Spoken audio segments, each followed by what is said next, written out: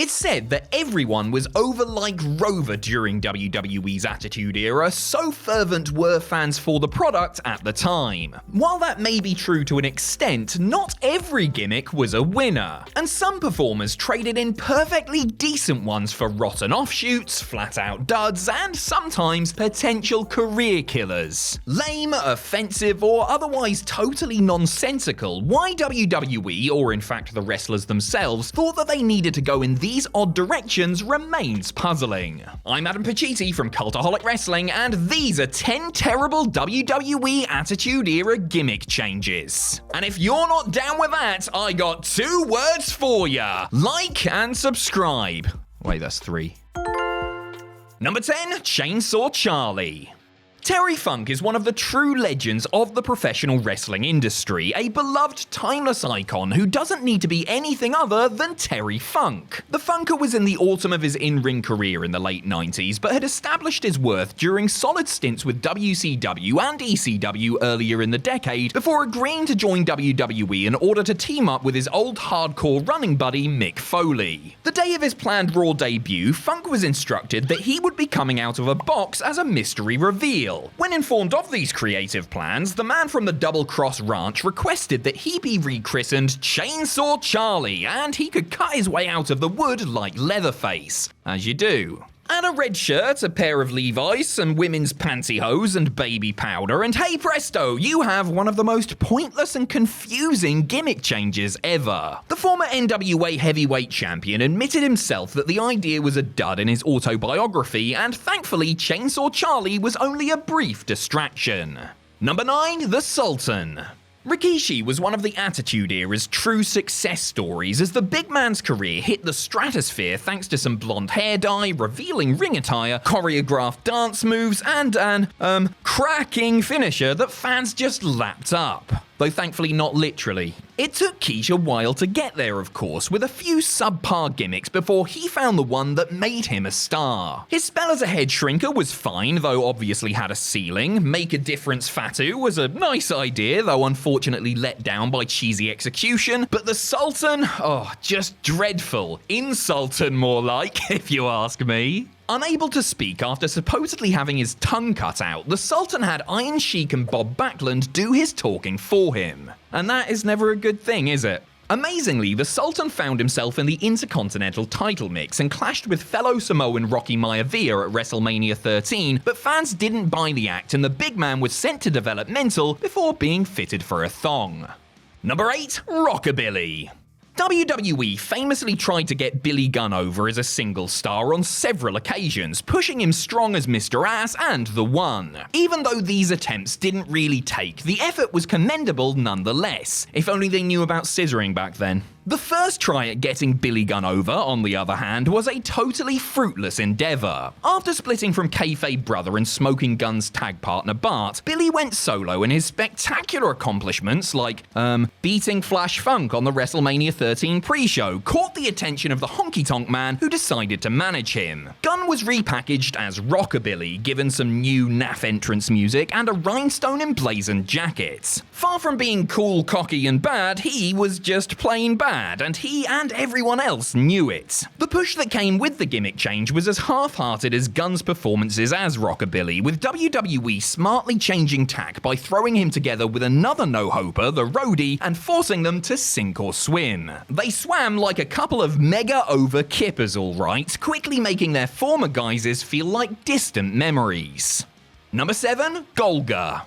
John Tenta was actually in rival World Championship Wrestling when the Attitude Era was starting to kick off, wrestling as Avalanche, then the Shark, and then under his real name over the course of a so-so 3 years. The ex-Earthquake returned to WWE right as the Monday Night Wars was starting to swing in McMahon's favor, though he was now considered too thin to accurately portray the character that made him famous. The solution, apparently, was Golga. And no, that's not the name of some dodgy mouthwash you would find in B&M's, but Tenta's new gimmick as a member of the Oddities. Clearly, the days of headlining against Hogan were well in the rear view as he fumbled about in sweatpants, a brown mask, and an Eric Cartman t-shirt. And really, that was about all the gimmick was, an oddball with a South Park obsession, which, to be fair, must have been very relatable to many at the time. You don't have to say anything. I know how it is. I'm no longer the cool kid.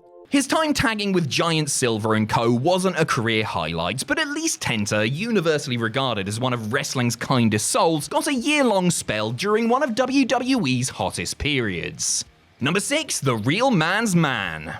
William Regal's blue-blooded British snob gimmick fit him to a T and really helped him stand out during his time in WCW. The Blackpool Brawler was as rough and tough as they come, but he was more than happy to ham it up and play things a bit stereotypical in order to get the desired reaction as a heel. It worked again when Regal came back to WWE in 2000, but his first stint in 1998 was a write-off. He wasn't a sniffling, stiff upper lip snob, but the real man's man. And what do real men do exactly? Why, they squeeze their own orange juice, chop their own wood, and shave with a straight razor, damn it! Oh, and they always wear a hard hat, flannel shirt, and jean shorts, obviously. Whoa, just look at him. Doesn't it all make you want to eat a steak, or pour some cement, or just bash your head against a wall until you pass out from the pain? Regrettably, Regal was deep in the mire of addiction during this time, and has stated that he doesn't remember too much of this short, ill-fated run.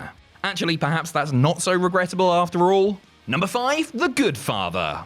Charles Wright was another WWE star who needed to go through several gimmicks before finding the one that suited him best. Papa Shango and Karma the Supreme Fighting Machine were not it, and while his time in the Nation of Domination as simply Karma was well spent, it wasn't exactly his ticket to the Hall of Fame. The Godfather, on the other hand, was a clear winner. Playing off his extracurricular activities as a strip club manager, Wright connected with the horny boys in the audience by bringing out scantily clad ladies for them to gawp at while imploring them all to light up a fatty. Unfortunately, when the Parents Television Council grew tired of the half-naked women and naughty references and started pressuring the networks and WWE's advertisers to get rid, Vince McMahon turned the Godfather into the Good Father, the newest self-righteous member of the PTC parody group Right to Censor. Fans didn't like it, Wright didn't like it, and the change practically put an end to his WWE career. Number 4, Beaver Cleavage. When your tag team partner gets put out of commission with an injury or an international arrest or something, you can either, get a new partner, or try to make it on your own by changing into one of the most unpleasant, offensive, and downright awful gimmicks of all time. Headbanger Mosh chose the latter, or had the latter chosen for him, when Thrasher got crocked, transforming from alternative cone bra wearing misfit to incestuous Leave It to Beaver send-up Beaver Cleavage. Introduced via a series of painfully unfunny vignettes, Beaver Cleavage was shown to be an overgrown man-child still fawning after mother's milk. Seemingly impossibly, the saga turned even worse when Beaver broke character and it was revealed that Mrs. Cleavage was in fact Chaz Warrington's girlfriend, who then tried to frame him for domestic violence. Unsurprisingly, this lamentable episode came from the poisoned pen of one Vince Russo. Thankfully, it ended when Thrasher returned and proved that the Wicked Woman was a no-good liar, bro, reforming the Headbangers in the process. Number 3, Lowdown. The fun wasn't over for Chaz Warrington with Beaver Cleavage, mind. Though the Headbangers may have reformed, they had split once again in mid-2000, and the would-be Mosh would be joined by poor D'Lo Brown for a new tag team gimmick. The former Eurocontinental champion was floundering following the tragic accident that saw Droz become paralysed, his subsequent tag team with the Godfather not exactly firing on all cylinders. That team looked like the bloody Road Warriors next to Lowdown, however, the doomed alliance between Chaz and D'Lo. Taking on Tiger Ali Singh as their manager, Lowdown started dressing in Sikh attire and, like Tiger, spent most of their time complaining about the many injustices they were supposedly victims of. I mean, in fairness, they were replaced in the Royal Rumble by Drew frickin' Carey, so perhaps they had a point. Spending most of their time on weekend shows like Jacked, Metal, and Heat, Lowdown didn't light the world of sports entertainment on fire and quickly flamed out. But what can you really do when you're competing with the star power and charisma of our man Drew? Number 2, Sexual Chocolate.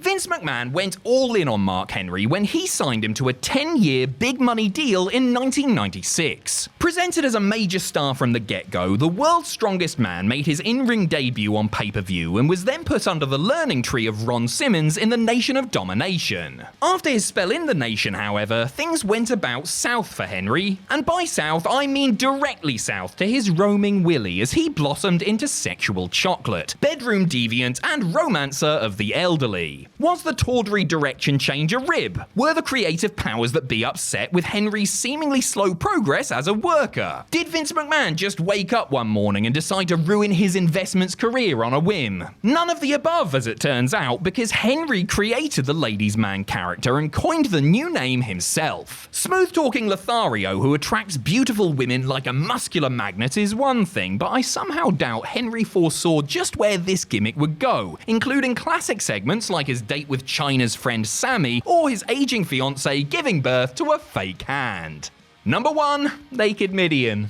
You pull one seemingly harmless rib for your co-worker and all of a sudden you're wrestling on pay-per-view in just a fanny pack, G-string and a pair of boots. Is it just me or do the boots seem superfluous in this situation? Dennis Knight, who had been pig farmer Phineas Godwin, as well as Ministry of Darkness member Midian, sealed his fate when he stripped down and walked into a hallway after some WWE officials hastily asked the locker room to gather for a meet and greet. When word got back to Vince McMahon, he was aghast. Not that Knight had pulled such a stunt, but that millions of people around the world hadn't got to witness it. Starting off as a skit during dark segments, Naked Midian then began appearing on television, streaking to the ring and targeting in particular then European champion William Regal. It was never explained why Midian suddenly wanted to get his kit off all the time, and the one-note joke got stale very quickly. Though to be fair, who knows how much money WWE made selling Naked Midian 8x10s? I know I've got one.